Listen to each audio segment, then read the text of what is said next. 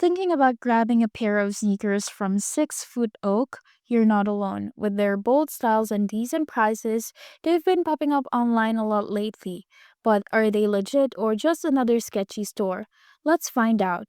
Quick disclaimer, everything in this video is based on publicly available information and personal opinion.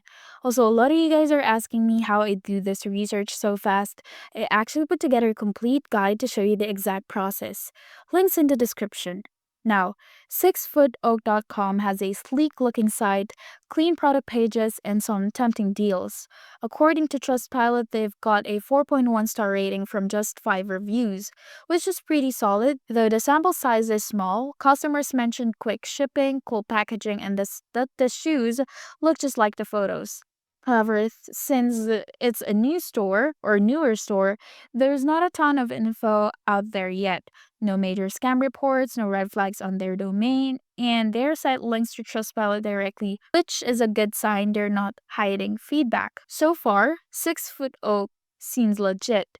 The Trustpilot rating is good, and the few customer reviews out there are mostly positive. That said, it's still a smaller, growing brand, so manage expectations on shipping time and sizing. If you're curious, it looks like a fairly safe buy.